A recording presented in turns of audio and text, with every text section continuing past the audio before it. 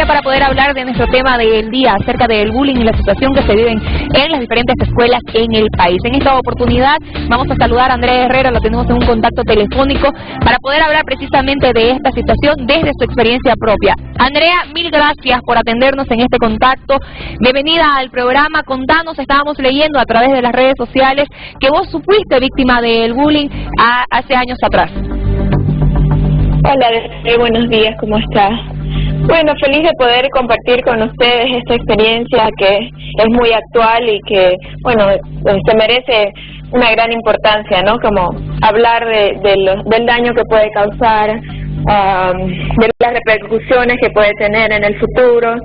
Y en los casos como el mío, que fue algo positivo, que ahora lo puedo compartir porque me ayudó a crecer, me ayudó a luchar, a ser más fuerte y a llegar más lejos. ¿De qué manera lo viviste? Contanos un poco acerca de tu experiencia y cómo fue que saliste de esta situación, como vos decís, hasta convertirlo en algo positivo. Bueno, obviamente al comienzo es súper difícil, más aún cuando uno es prácticamente una niña, no sabe cómo manejarlo, se sufre, se llora, se pasan días, meses, hasta años de inseguridades, de miedo, pero gracias a Dios, gracias a mi familia, yo pude manejarlo bien, pude salir adelante, superarlo, verlo de otra forma, como te decía, verlo como algo que me hizo crecer y que me ayudó a luchar más. Entonces, ese es mi consejo para las personas que se sientan identificados o que están sufriendo con algo así, de que, bueno, no es una cosa que va a durar para siempre, es algo temporal y estoy segura que van a salir adelante, solo hay que ser fuertes y seguir luchando, ¿no? Desde tu experiencia, ¿en qué cosas vos crees que en la casa se debería estar atentos respecto al comportamiento de los chicos que están sufriendo algún tipo de bullying? Bueno, hay que estar atentos siempre a los hijos en cómo están en el colegio, en cómo se sienten, ver su estado de ánimo, hablar con ellos, ser amigos, que tengan la confianza de contarle cómo se sienten, porque uno como madre sabe cuando su hijo está sufriendo, cuando está triste, cuando no lo ven como siempre lo ven, si está normal, si no está normal. Es una cosa que es mucha comunicación, ¿no?, la que hay que tener.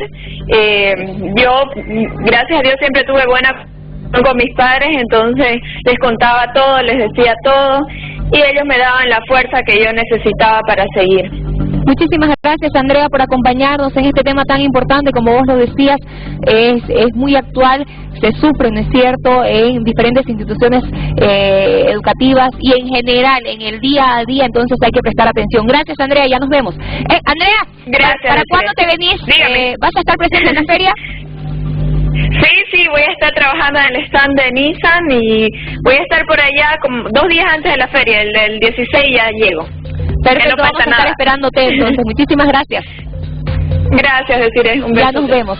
Ahí va, estoy acá, enhorabuena, y vamos a irnos nuevamente con Paola en nuestra unidad móvil, porque el tema del día de hoy es acerca del bullying, y este tema también ha sido tocado en la Bienal, ¿cierto, Paola? Exactamente, Alan, comentarte que dentro de lo que es la Bienal Infanto Juvenil también se ha tocado este tema del bullying, que es un tema que está dando mucho de qué hablar en Bolivia, es una problemática latente, y la señora Romy nos va a contar un poquito de qué manera se ha encarado este tema del bullying, qué es lo que se le ha contado a los jóvenes, porque vemos que es un tema que está bien latente en el país. Exactamente.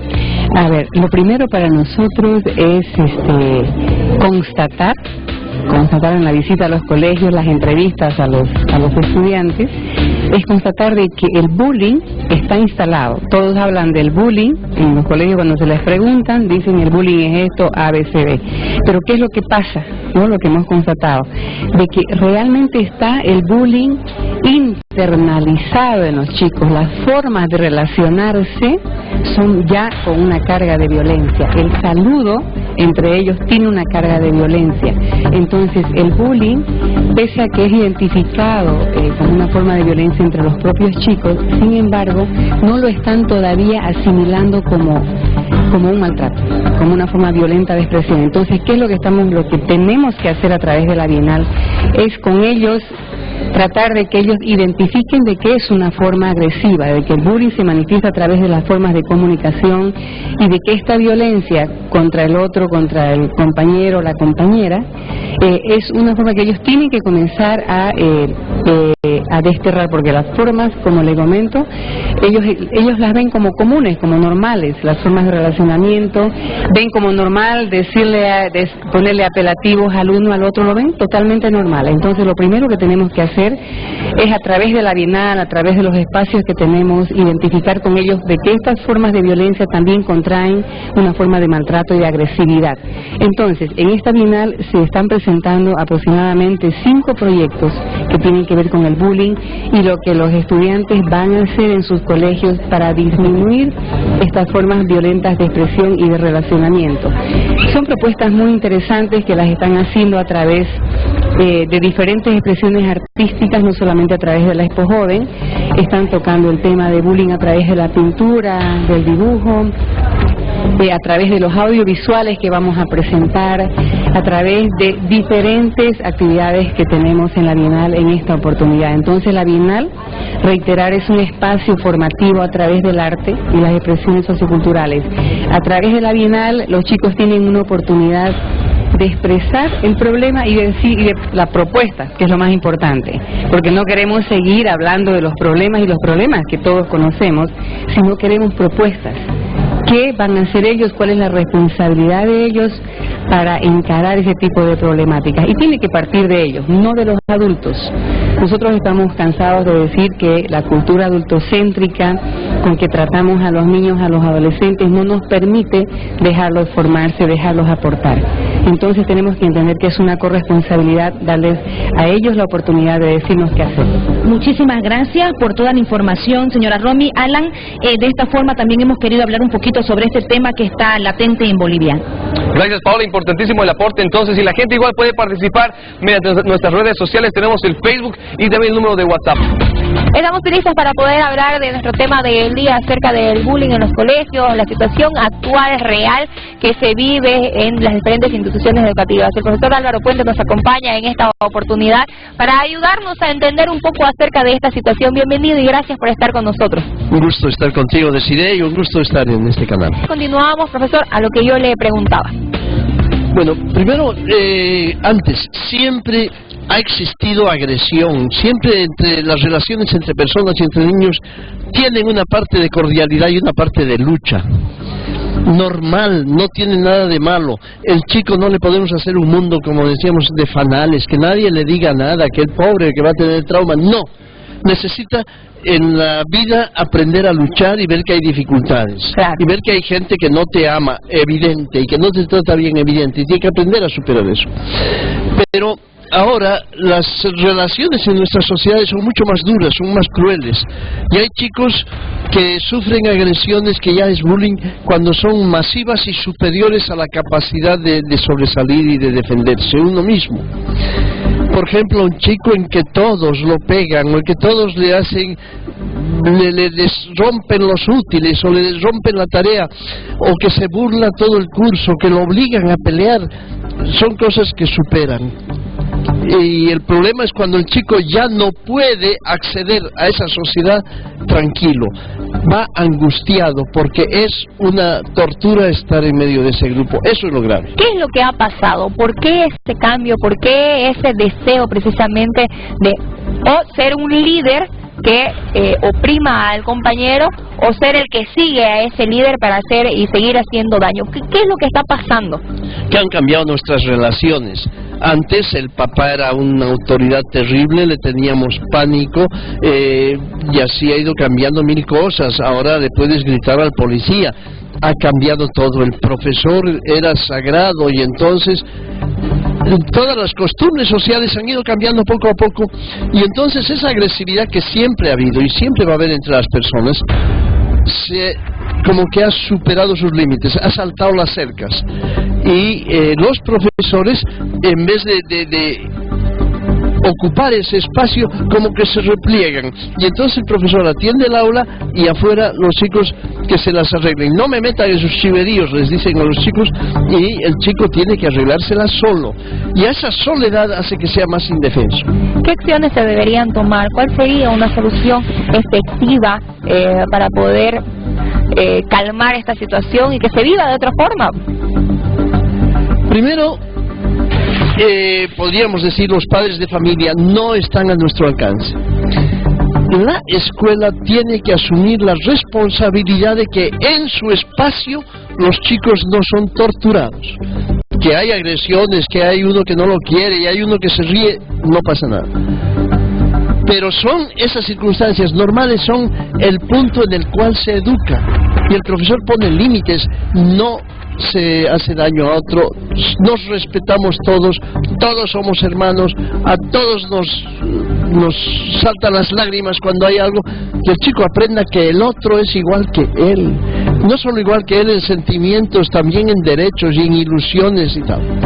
Entonces se va enseñando el respeto a la persona y después se exige.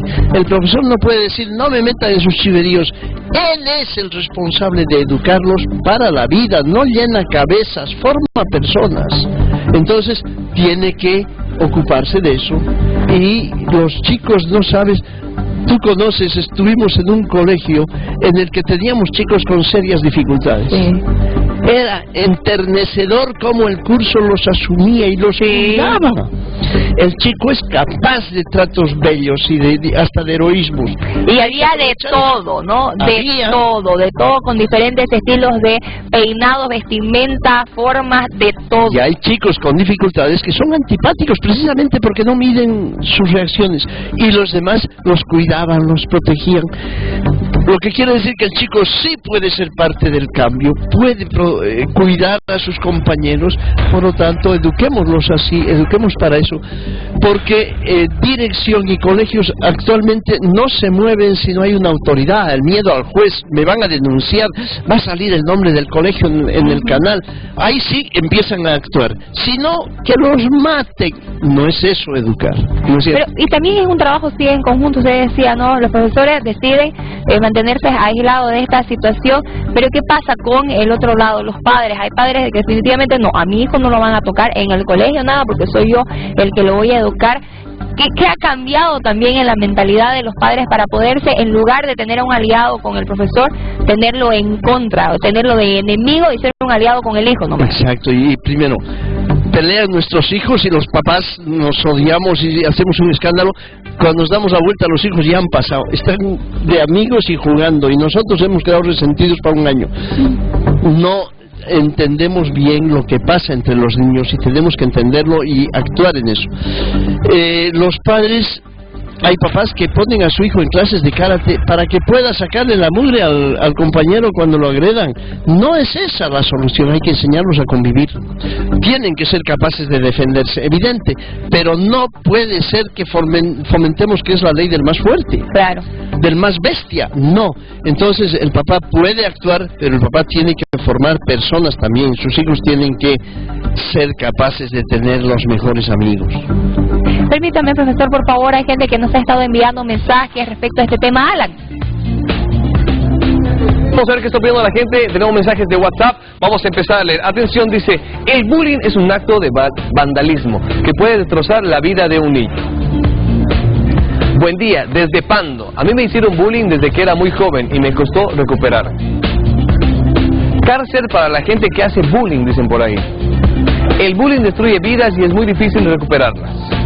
Es muy difícil darnos cuenta que nuestros hijos sufren esto. El mío sufrió de esto años y nunca me dijo ni me di cuenta. Pues ahí están los mensajes, entonces deciré, continuamos contigo. Muchísimas gracias, Alan. Profesor, ya para poder cerrar este tema, ¿cómo nos damos cuenta? Mira,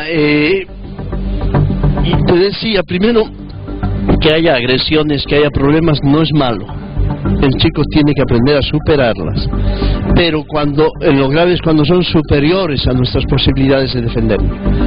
¿Cómo nos damos cuenta? Primero porque el chico no quiere ir al colegio, es una angustia, sufre, suda frío, no quiere, no puede, simula estar enfermo.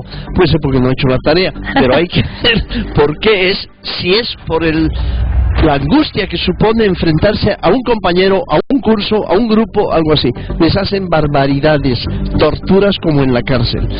Entonces hay que estar atento de cómo está el chico. ¿Está realmente angustiado?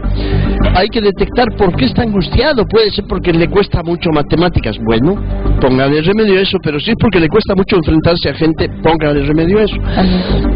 Hay chicos que los ves mustios, arrastran los pies, no quieren nada, no les importa nada. Algo pasa, busque. Cuando el chico tiene reacciones fuera de lo común, pero además negativas, depresión, tristeza, lloran es que algo pasa en las relaciones sociales. Por ahí hay que buscarlo, y el ideal es que los papás sepamos hacer hablar a nuestros hijos, que tengan confianza, que nos cuenten. Les cuesta mucho contar, pero tienes que ser su paño de lágrimas. Muchísimas gracias, profesor, por acompañarnos y ayudarnos en este tema. Más adelante vamos a estar hablando con los defensores estudiantiles y este proyecto que se ha armado, y conocer, ¿no es cierto?, de qué manera se viene trabajando en las diferentes instituciones educativas. Gracias, profesor. Un gusto estar contigo, deciré como siempre. El placer es mío. Gracias. Vamos a continuar con más. La Defensoría del Pueblo ha creado el Defensor Estudiantil, y nosotros queremos informarnos y conocer de qué manera funciona y cómo podemos llegar a toda la información que ellos traen precisamente para ayudar en esta área. Nuevamente, bienvenidos, gracias por acompañarnos. Contémosle a la gente, por favor, desde hace cuánto que ustedes funcionan como Defensoría Estudiantil y de qué manera. Gracias, Desiree, por la invitación. Bueno, estamos nosotros promoviendo este espacio de participación que tienen los niños y adolescentes a través de los gobiernos estudiantiles. Hemos incluido la figura del defensor estudiantil en esta estructura, que es una estructura cómo se organizan los estudiantes. ¿Cuál es el propósito? Hemos observado de que hay mucha violencia en las escuelas, muchos problemas de bullying, lo cual estaban conversando anteriormente con el anterior invitado. Y la idea es que estos estudiantes promuevan derechos humanos al interior de la comunidad educativa, pero que además promuevan resoluciones alternativas de conflicto entre compañeros y ayuden a mejorar la convivencia en la comunidad educativa. Ese es el propósito fundamental que tiene el defensor estudiantil. ¿Cómo se puede llegar a todo lo que ustedes realizan, el poder tener esta información, el poder tener la participación de estos líderes también dentro de diferentes instituciones a las que no ha llegado todavía? Bueno, nosotros en realidad en este proyecto que ya empezó en el 2014 hemos logrado que se elijan gobiernos estudiantiles y que tengan sus defensores estudiantiles en 15 unidades educativas en el área urbana de Santa Cruz y en el área rural en 12 unidades educativas. Lo que vamos a hacer es una evaluación de cuánto se ha avanzado en este último año, especialmente convocando a los gobiernos estudiantiles que han incluido dentro de su proyecto la voz de los niños. ¿Cuál es el proyecto que hemos impulsado con el UNICEF? Es que se les escuche a los chicos cuáles son sus demandas, sus preocupaciones, sus sueños de parte de las autoridades. Y por eso es que estamos promoviendo el liderazgo infanto-adolescente en unidad educativa, y producto de ese liderazgo también tenemos acá una niña que nos acompaña. Si se conoce algún tipo de caso de violencia o alguien está viviendo este tipo de violencia, ¿ustedes tienen alguna línea donde la gente puede comunicarse, algún centro específico donde pueden ir a encontrar ayuda e información? Bueno, la violencia tanto en el ámbito familiar, en el ámbito escolar, como en la comunidad, es un hecho que ya está sancionado no solamente como infracción al Código Niños y Adolescentes, sino también como delito cuando se producen las lesiones a la víctima.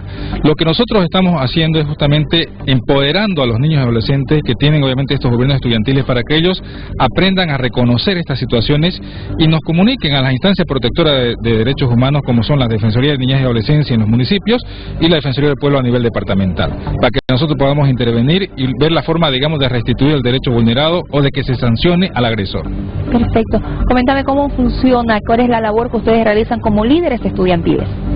Realizamos nosotros, los niños, estudiantes y todos jóvenes, pedimos y reclamamos nuestros derechos que nosotros tenemos, porque las autoridades no les importan, no hacen nada, y nosotros tenemos que exigir, tenemos que reclamar. Ellos deberían hacer esto, preocuparse por nosotros, porque dicen que nosotros somos el futuro de Bolivia.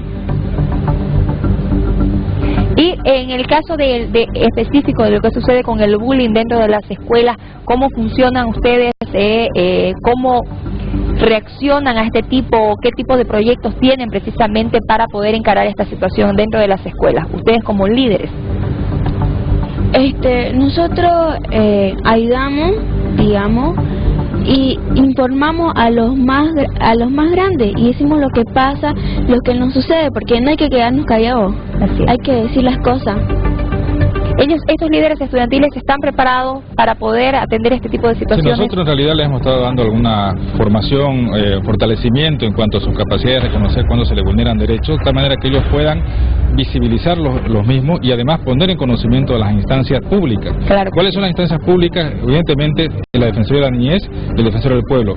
Pero lo que también nos interesa es que aprendan a resolver al interior de la comunidad educativa este tipo de conflictos, que pongan conocimiento previamente al docente de aula, y si el docente de aula no está escuchándole, pongan conocimiento obviamente al director, para que ellos resuelvan. Si no se resuelven en esas instancias internas, tienen que acudir a la instancia pública. Pues, ¿no? Sí. Y eso es interesante y es importante el poder decirles, hay quien pueda velar por esos intereses, lo que decía Carla, que no hay que quedarse callados, no hay para nada, porque sí hay gente que está velando por los derechos que se tienen, ¿no es cierto? El saber de que se tiene autoridad sobre uno mismo y que hay quien defienda eso. Justamente para evaluar cómo ha ido avanzando estos proyectos de escuchar la voz de los niños, estamos preparando para este próximo 17 de septiembre un encuentro donde vamos a evaluar los avances que han habido desde el 2011 a la fecha en cuanto a hacer escuchar la voz de los niños. ¿Qué hemos hecho las instituciones protectoras de derechos humanos para que se les escuche la voz de los niños y para que ellos sean protagonistas de sus demandas? Entonces ahí estamos invitando tanto a líderes estudiantiles